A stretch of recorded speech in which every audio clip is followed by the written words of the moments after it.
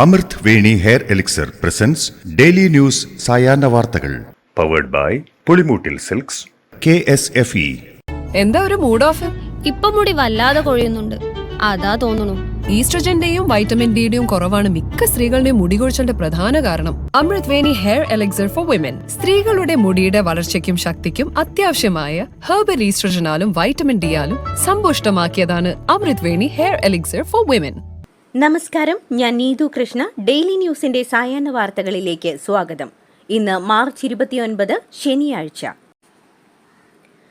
ഈദ് ദിനം നിർബന്ധിത പ്രവൃത്തി ദിനമാക്കിയ വിവാദ ഉത്തരവ് പിൻവലിച്ച് കസ്റ്റംസ് കേരള ചീഫ് കമ്മീഷണർ. 29, 30, 31 പ്രവൃത്തി ദിനമായിരിക്കുമെന്നും ആർക്കും അവധി നൽകരുതെന്നുമായിരുന്നു നിർദ്ദേശം. ഇതിനെതിരെ വിമർശനം ഉയർന്നതോടെയാണ് ഉത്തരവ് പിൻവലിച്ചത്. മറ്റ് റീജിയണുകളിലേതും പോലെ കേരളത്തിലും ലീവ് എടുക്കാമെന്നാണ് പുതിയ നിർദ്ദേശം. ADM നവീൻ ബാബുവിന്റെ മരണത്തിലെ ആത്മഹത്യാ പ്രേരണ കേസിൽ കുറ്റപത്രം ഇന്ന് നൽകും. PP ദിവ്യയാണ് കേസിലെ ഏക പ്രതി. ദിവ്യയുടെ പ്രസംഗമാണ് ADMന് ജീവനൊടുക്കാൻ പ്രേരണയായതെന്ന് കുറ്റപത്രം വിശദമാക്കുന്നു. നവീൻ ബാബുവിനെ അപമാനിക്കാൻ PP ദിവ്യ ആസൂത്രണം നടത്തിയെന്നും യാത്രയയപ്പ് യോഗത്തിലേക്ക് ക്ഷണമില്ലാതെ പോയത് ADMനെ അപമാനിക്കാൻ ലക്ഷ്യമിട്ടായിരുന്നുവെന്നും കുറ്റപത്രം വിശദമാക്കുന്നു. പരീക്ഷയ്ക്ക് ചോദ്യപേപ്പറിന് പകരം ഉത്തരസൂചിക നൽകി PSC. ഇന്ന് നടന്ന സർവേ വകുപ്പിലെ വകുപ്പ് തല പരീക്ഷയിലാണ് ഗുരുതര പിഴവ് സംഭവിച്ചത്. സർവേയർമാർക്ക് സൂപ്രണ്ട് തസ്തികയിലേക്കുള്ള പ്രമോഷൻ പരീക്ഷയിലാണ് സംഭവം. അബദ്ധം മനസ്സിലായതോടെ ഉത്തരസൂചിക തിരികെ വാങ്ങി പരീക്ഷ റദ്ദു ചെയ്യുകയായിരുന്നു. ടാഗോർ ഹാളിൽ വെളിച്ചം കുറഞ്ഞതിൽ സംഘാടകരെ വിമർശിച്ച് മുഖ്യമന്ത്രി പിണറായി വിജയൻ. പരിപാടിയിൽ പങ്കെടുക്കുന്നവരെ കാണുന്ന തരത്തിൽ വെളിച്ചം വേണമെന്ന് മുഖ്യമന്ത്രി പറഞ്ഞു. തിരുവനന്തപുരം ടാഗോർ ഹാളിൽ നടന്ന GTech സ്കിൽ ഫെസ്റ്റിവലിന്റെ ഉദ്ഘാടന പ്രസംഗത്തിന് ഒടുവിലായിരുന്നു വിമർശനം. ഇത്തവണ മൈക്കിന് പകരം മുഖ്യമന്ത്രിയെ പ്രകോപിപ്പിച്ചത് ഹാളിലെ വെളിച്ച സംവിധാനമാണ്.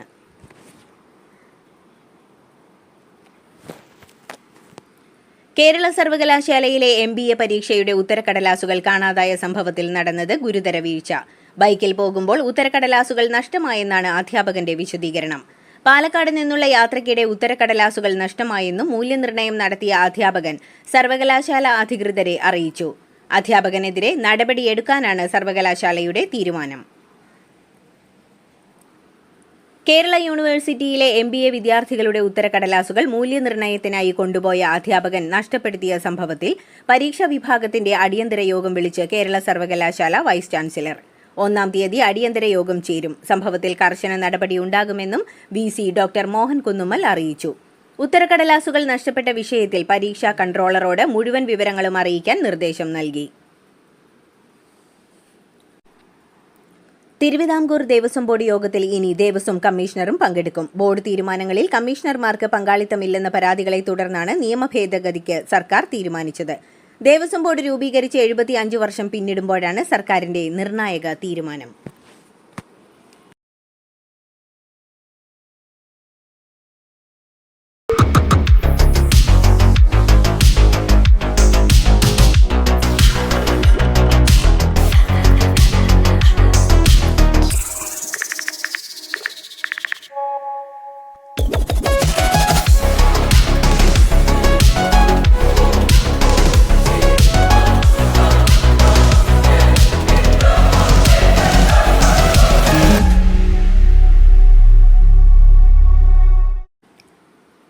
ആശാവർക്കർമാർക്ക് ഐക്യദാർഢ്യവുമായി UDF BJP നേതൃത്വത്തിലുള്ള പല പഞ്ചായത്തുകളും അധിക വേതനം പ്രഖ്യാപിച്ചെങ്കിലും ഈ പ്രഖ്യാപനം യാഥാർത്ഥ്യമാകുന്നതിന് തടസ്സങ്ങൾ ഏറെ. പദ്ധതി നിർവഹണ മാർഗരേഖയ്ക്ക് പുറത്തുള്ള ഏത് തീരുമാനവും സർക്കാർ അനുമതിയോടെ മാത്രമേ നടപ്പാക്കാനാകൂ എന്നതാണ് പ്രധാന പരിമിതി. ആശമാരുടെ നിയമന അധികാരി ആരോഗ്യവകുപ്പാണെന്നും വ്യത്യസ്ത വേതനമെന്നത് ഏകീകൃത വേതന വ്യവസ്ഥയ്ക്കെതിരാണെന്നതും പ്രതിസന്ധിയാണ്. ആശാമാരുടെ പ്രശ്നപരിഹാരത്തിന് കൺസോർഷ്യം രൂപവൽക്കരിക്കാൻ സന്നദ്ധത പ്രകടിപ്പിച്ച് കേന്ദ്രമന്ത്രി സുരേഷ് ഗോപി. ആദ്യഘട്ടത്തിൽ 1 കോടി രൂപ താൻ സംഭാവന നൽകുമെന്നും ബാക്കി സമൂഹത്തിൽ നിന്നും സ്വരൂപിക്കണമെന്നും അദ്ദേഹം പറഞ്ഞു. തിരുവനന്തപുരത്ത് എത്തിയാലുടൻ ആശാമാരുടെ സമരപന്തലിൽ എത്തി അവരുമായി കൂടിക്കാഴ്ച നടത്തുമെന്നും മുടിമുറി സമരത്തെപ്പറ്റിയുൾപ്പെടെയുള്ള ചർച്ച ചെയ്യുമെന്നും സുരേഷ് ഗോപി MP മാധ്യമങ്ങളോട് പറഞ്ഞു. കരുനാഗപ്പള്ളിയിൽ യുവാവിനെ വീട്ടിൽ കയറി വെട്ടിക്കൊലപ്പെടുത്തിയ സംഭവത്തിൽ പ്രതികൾ കൊലപാതകം നടത്തുന്നതിന് മുൻപ് റിഹേഴ്സൽ നടത്തിയെന്ന് പോലീസിന് വിവരം ലഭിച്ചു. ഓച്ചിറ മേമന സ്വദേശിയായ കുക്കു എന്ന് വിളിക്കുന്ന മനുവിന്റെ വീട്ടിൽ വെച്ചായിരുന്നു ഈ പരിശീലനം. കൊലപാതകം നടത്തേണ്ട രീതി ഇവിടെ വെച്ച് പരിശീലിച്ചു എന്നാണ് വിവരം. CPM പാർട്ടി കോൺഗ്രസിൽ 1-2 നേതാക്കൾക്ക് മാത്രമായിരിക്കും പ്രായപരിധിയിൽ ഇളവ് ആലോചിക്കുകയെന്ന് CPM PB coordinator Prakash Karat. പ്രായപരിധിയിൽ ഇളവ് കിട്ടുന്നവർക്കും ജനറൽ സെക്രട്ടറിയാകാൻ തടസ്സമില്ലെന്നും കാരാട്ട് വ്യക്തമാക്കി. PBയിലെ ഏറ്റവും മുതിർന്ന അംഗം തന്നെ ജനറൽ സെക്രട്ടറിയാകണമെന്നതില്ലെന്നും കാരാട്ട് പറഞ്ഞു. മുഖ്യമന്ത്രി പിണറായി വിജയന്റെ മകൾ വീണ വിജയന്റെ കമ്പനിക്കെതിരായ ഇപ്പോഴത്തെ അന്വേഷണം രാഷ്ട്രീയ പ്രേരിതമെന്ന് മുതിർന്ന CPM നേതാവ് പ്രകാശ് കാരാട്ട് പറഞ്ഞു. കോടതി ഉത്തരവനുസരിച്ചാണ് അന്വേഷണമെങ്കിൽ മാത്രം അംഗീകരിക്കാമെന്നും പ്രകാശ് കാരാട്ട് വ്യക്തമാക്കി. സെക്രട്ടേറിയറ്റിന് മുന്നിലെ ആശാവർക്കർമാരുടെ സമരം 48ാം ദിവസത്തിലേക്ക് കടന്നു. ആശാവർക്കർമാരുടെ നിരാഹാര സമരം 9ാം ദിവസത്തിലേക്കും കടന്നു. രാപ്പകൽ സമരം 50 ദിവസം തികയുന്ന തിങ്കളാഴ്ച മുടിമുറിച്ച് പ്രതിഷേധം കടുപ്പിക്കാനാണ് സമരക്കാരുടെ തീരുമാനം. ഇതിന് ഐക്യദാർഢ്യം പ്രഖ്യാപിച്ച് പ്രാദേശിക തലത്തിലും ആശമാർ മുടിമുറിച്ച് പ്രതിഷേധിക്കും.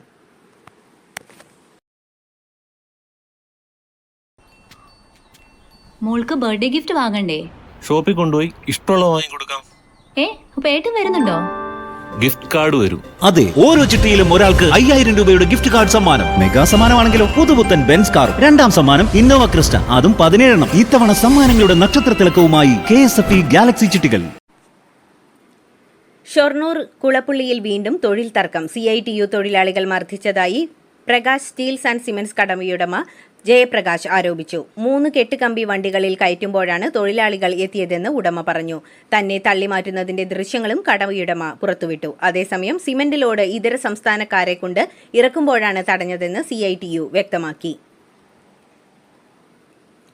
CPM Pathanamthitta area secretary Sanju village ഓഫീസറെ ഭീഷണിപ്പെടുത്തിയ സംഭവത്തിൽ വഴിത്തിരിവ്.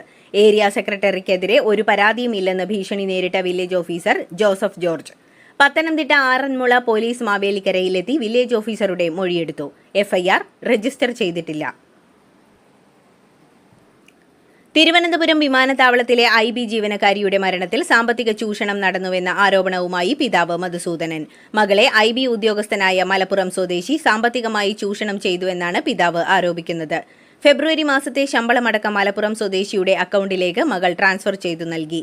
മരിക്കുമ്പോൾ മകളുടെ അക്കൗണ്ടിൽ കേവലം 80 രൂപ മാത്രമാണെന്നും പിതാവ് മധുസൂദനൻ ആരോപിച്ചു. അശ്ലീല വെബ്സൈറ്റുകൾക്കായുള്ള വീഡിയോ നിർമ്മാണവുമായി ബന്ധപ്പെട്ട് 21.6 കോടി രൂപയുടെ അനധികൃത പണമിടപാട് കണ്ടെത്തി എൻഫോഴ്സ്മെന്റ് ഡയറക്ടറേറ്റ്. വിപണി ഗവേഷണം, പരസ്യം തുടങ്ങിയതിന്റെ പേരിലാണ് പണം ഇന്ത്യയിലേക്ക് എത്തിച്ചത്. സൈപ്രസ് ആസ്ഥാനമായി ടെക്നീഷ്യസ് ലിമിറ്റഡ് എന്ന കമ്പനിയാണ് പണം നൽകിയത്. സമാനമായി പോൺ സൈറ്റുകൾക്ക് ഇന്ത്യൻ കണ്ടന്റ് നിർമ്മിക്കുന്നവരെ കേന്ദ്രീകരിച്ചും അന്വേഷണം നടത്തുമെന്ന് ED പറഞ്ഞു. ഛത്തീസ്ഗഡിലെ സുക്മയിൽ ശനിയാഴ്ച നടന്ന ഏറ്റുമുട്ടലിൽ 16 മാവോയിസ്റ്റുകൾ കൊല്ലപ്പെടുകയും 2 സുരക്ഷാ ഉദ്യോഗസ്ഥർക്ക് പരിക്കേൽക്കുകയും ചെയ്തതായി പോലീസ്. മാവോയിസ്റ്റുകളും സംയുക്ത സുരക്ഷാ സംഘവും കേർ ലാപാൽ പോലീസ് സ്റ്റേഷൻ പരിധിയിലെ വനത്തിൽ രാവിലെയാണ് വെടിവയ്പുണ്ടായതെന്ന് ഉദ്യോഗസ്ഥർ പറഞ്ഞു. സ്വർണ്ണവില റെക്കോർഡ് ഭേദിച്ച് തുടർച്ചയായ മുന്നേറ്റത്തിൽ. കേരളത്തിൽ 4 ദിവസം കൊണ്ട് പവൻ വില 1400 രൂപയാണ് ഉയർന്നത്. ഇന്ന് ഗ്രാമിന് 20 രൂപ വർദ്ധിച്ച് 8360 രൂപയായി. പവൻ വില 160 രൂപ ഉയർന്ന് 66,880 രൂപയായി.